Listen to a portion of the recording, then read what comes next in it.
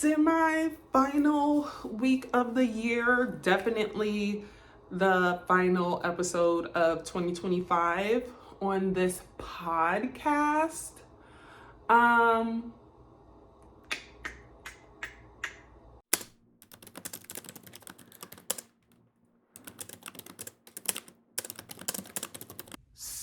So far I have read 84 books. I think I'm technically currently reading like 5 books because, whatever. But out of those 84, I did a little like fantasy league chart thing that narrows down my favorite book of the year that I have read, and I just want to share it with the world because that is what I enjoy doing when it comes to my books. Sharing is caring. Some months were like, bet I read this book, this is the book of the month. And then other months were like, ooh, I have to choose between so and so. So we're gonna go through the tops. We're not going to go through all 84 books, but we're going to go through the top books. And in January, I read 6 books, and The Duchess Effect by Tracy Livesey. I honestly, very smidgely, 3 out of 5 know this woman, but I do not know how to pronounce her last name. But that does not deter from the fact that I read her Duchess Effect series, and I need more of those books. Thank you. I also had her on the podcast, so you know what to do. But yeah, January, of all the 6 books I read, hers was my favorite. And then I also got to interview her for the first time. In February, I read 8 books, and my top 2 were The House of My Mother. You guys, I'm really bad at names. By the lady who was abused by her Mormon mom, and they had 8 kids or something.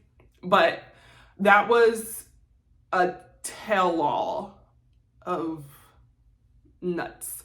But I really, really liked it. But the top book of February was You Again by Kate Goldbeck, I believe. That was a roller coaster. And I think either she said it or I said it, but it kind of reminded me of When Harry Met Sally, and it was just really, really good. Really good. So that's 2 for romance. March, I read 7 books, and of those 7, I had to choose between my top 4. The Love Lyric by Christina Forrest, Say You Swear by Megan Brandy, which is Nick's love letter to me. One of Us is Dead by Geneva Rose, and then Love Me Not by Isla Cox. And I had to give it to One of Us is Dead by Geneva Rose. So look at that. We got some mystery thriller in there. 2-1. April, I read 7 books, and my top 2 were Deep In by Allie Hazelwood. I was very, very, very, very, very, very impressed with this one. I've only read a few of Allie Hazelwood, and I was hooked on Deep In. Besides the fact, wasn't he blonde? I don't think I was all about that, but the wording, the tension, yes. And the other top was Game of Revenge by Stephanie C., which is one of my friends, and I'm obsessed, and I love her, and I miss her. And yeah, I got to give it to my girl Stephanie on that one. The way I like to describe it is a Beauty and the Beast, retelling of sorts. And I just remember reading it, and I was gagged. So, and that is her debut, and I love an author's debut just because you obviously see where they started versus where they can go, and I am just so excited to see where my girl goes, because it's a series of friends, and every book gets a friend, and there's a friend that I'm obsessed with that I really, really need to read that yesterday. In May, I read 8 books, and my top 2 were The Witchcraft of Wayward Girls by Grady Hendrix, and then Perfect Peace by Daniel Black. And I want to give props to Grady. Like, that was a really, really, really good book. It was about women and like our bodies and what we go through to have birth, and like the scandal if you do it out of wedlock. I've never heard of this man before. I thought he was a woman because it was so detailed, so like relatable. And for the fact that he's like just a straight man, I was like, oh. So kudos to my Grady. But Perfect Peace, y'all. And I would have never, I don't know when this book would have came to me, but I opened the gym 2 days a week, and I just be reading because people, they scan in, move. And some reader members are like, oh, what are you reading? And I like tell them, and then I just blah, blah, blah, because when someone brings up books, I can never stop. And this woman told me to read Perfect Peace by Daniel Black. And honestly, I don't read a lot of men. Anytime I read a man, I feel like it's recommended. I don't know. They have enough. But this book was beyond my wildest dreams. Yes, that will be a book I talk about for the rest of my life. That will be a book I believe everyone should read. Very, very good. So, oh shit. It's fine. Just remember what I said about Perfect Peace. However, between Witchcraft of Wayward Girls and The Perfect Divorce by Geneva Rose in May, between those two, it was The Perfect Divorce for my book of the month. June, I read 6 books, No Contest. It was One of Our Kind by Nicola Yoon. Gagged. July, let's go back that little minute where I did all the things about Perfect Peace, because that was the book of the month. No Contest. I should have known there was something wrong. But yeah, Perfect Peace, July, book of the month. They had 0 competition. Honestly, Perfect Peace had 0 competition in my book of the year until August. I read 8 books, and one was The New Order by Claire Eisenthal. That was the second book in her duology. And the other one was The Romance by Jesse Satanto, Worth Fighting For. That was legitly a Mulan retelling, and I loved it. September was between Semi Well Adjusted by Allison Stoner, Can't Get Enough by Kennedy Ryan, and The Tenant by Frida McFadden. Semi Well Adjusted was so good. I have always, quote unquote, possibly been a fan of Allison Stoner. Cheaper by the Dozen is one of my favorite movies of all time. She's in Camp Rock. She's in the Step Up series. Like, I just knew her face. You could not have paid me enough of what she went through behind the scenes. 2 things really spoke out, really I can't get off my mind. One was the Moose character in the Step Up series, wasn't interested in the on-screen chemistry of them two, just because his first on-screen chemistry in the Step Up series was with Cassie, so he made her feel bad and ugly. And I was just like, in what world were you ever really with Cassie, sir? And 2, just like the body image issues, and I don't think I know, and the abuse that she went through, and the religion that she went through. She went through a lot. And I know there's that saying that you never know what someone's going through. I mean, I've never looked up to Allison Stoner. Allison But she went through that. I don't like people sometimes. Anyway, so yes, semi-well adjusted. But all in all, of course, I gave it to Kennedy Ryan, Can't Get Enough. This book was very, very, very important to me because it was about a child-free woman and she got a man. But I was just obsessed with the child-free woman. She was the rich auntie, and I just really, really, really resonated with her. One day, hopefully, in a perfect world, I'll be rich to be the rich auntie. Right now, I'm just the fun auntie. But in a perfect world, I would have got Kennedy Ryan on my podcast. I reached out to her. She was like, okay, send an email to my team. I did, and I never heard from the team, which is fine. And like, she's coming out with another book, and of course I'm gonna read it, but I just don't. It's a part of a series, Real Then Score.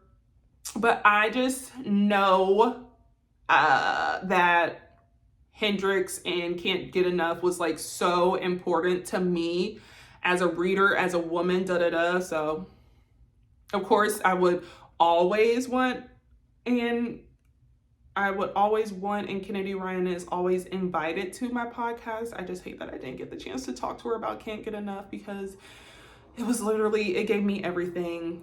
Oh, but I did talk about it with my friend Becca, so I was able to talk about it, but I just wanted to get the meat from the author. It's fine. But September, Can't Get Enough by Kennedy Ryan. October, I read 6 books, and of those 6, 3 stood out forever. And that was like the Jackson Parrish prequel by Liv Constantine. I really don't know why that stood out because, you know, when a fictional character is a douchebag, I want to know how they become a douchebag. But he's only a douchebag because, like, his dad didn't love him and his mom did. Like, grow the fuck up. I also read my book that's coming out next year, You Promise. I've read that like a million times, but I guess I just categorized it as that. I think that's when I like told the world about You Promise and put it on Goodreads and everything. And I was like, Mark has read, because if anyone read this damn book, it's me. And also Her by D.V. Fisher. That was really fun. And I got to interview her. So, but out of those 3, you guys, you know, I pat myself on the back. I was like, yes, You Promise is the best book I read that month. November, top 3, King of Ashes by S.A. Cosby, Blood Moon by Brittany S. Lewis, and The Scammer by Tiffany D. Jackson. This was tough. But the fact that Blood Moon is, I don't know if it's wildly considered the Black Twilight. I feel like it's the Black Twilight, but that was enough for me. I am obsessed, and it's going to be 3 books, and the second one is called, I forget. I don't know if we know the title of the second book, but the series is called The Blood Chronicles. But yeah, this book was a internet book, and like at first it was like, oh, it's the Black TVD, and I was like, okay, yes, because they ruined Bonnie. Like, I don't even consider her final episode a happily ever after. Like, she gets to travel, but like by herself, like. And like Enzo, like he has such character development, like fuck Stefan, fuck Damon. But Bonnie's better than me. As soon as I lost my grandmother, I'd be like, goodbye, white people. Fend for yourself. No. But yeah. I am 10 toes down in Blood Moon. And I have some questions. And we'll just see what happens in book 2. And on Threads, Brittany was like, oh my gosh, how dare booksellers feel some type of way if the author comes in to sign their books? Ew. And I was like, ew, you can always sign your books at my store. And she was like, thank you. And in December, like I said, I'm currently reading like 5 books, but the books that I have gotten through, 3 are my top. And 1 is by Taylor Epperson, Part of Forever. The other is by Jensen Parker, Heartbreaker. And then the last one is The Boyfriend by Frida McFadden. And of those 3, I have to give it to The Boyfriend just because that Frida, man, she really, really, really knows how to twist your fucking mind. And it was a book club book for this new bookstore that I got to visit. So that was just a bonus. And yeah. So, of my top books of the month, where are we at with the top books of the year? Or, excuse me, where are we at with the top book of the year? We have our 12 books, but there's only 1 spot. So, here's my bracket. If you can read my handwriting. And the way it went down, obviously, I have my books of the month. And then I had to like compare it to each month. So, January and February, The Duchess Effect versus You Again, The Duchess Effect. March and April, One of Us is Dead versus Game of Revenge, Game of Revenge. May, June, The Perfect Divorce versus One of Our Kind, One of Our Kind. So in the first half of the year, our tops are The Duchess Effect, Game of Revenge, and One of Our Kind. The back half of the year, July and August, Perfect Peace versus The New Order. We're at Perfect Peace, people. Perfect Peace. Perfect Peace. And then September, October, Can't Get Enough versus You Promise. Because this is my bracket, I said You Promise. But in all honesty, Kennedy Ryan is the top crop of all time.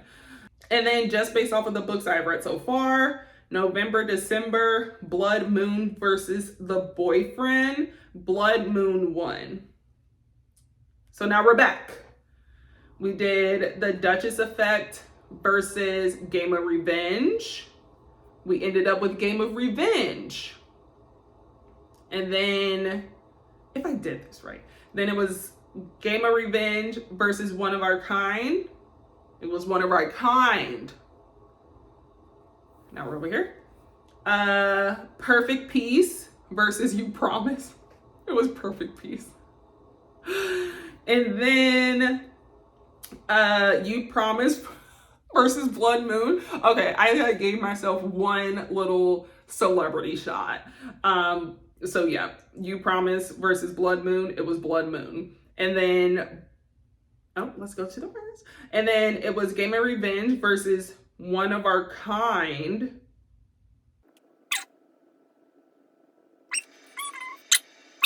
It was Game of Revenge versus Perfect Peace. And this is when I had to let Perfect Peace go. Like I said, it's a book everyone needs to read. It was the greatest recommendation I have ever received. But there was just something about this Beauty and the Beast retelling that I really, really loved. Actually, I think it's the man in this Beauty and the Beast retelling that I really, really loved, because he was tall with dark hair, and he kind of reminded me of Prince Eric, and that is like my OG boyfriend. So I had to give it to my OG boyfriend. Left Perfect Peace, Game of Revenge, top 2 of all time of the year. And then it was One of Our Kind versus Blood Moon.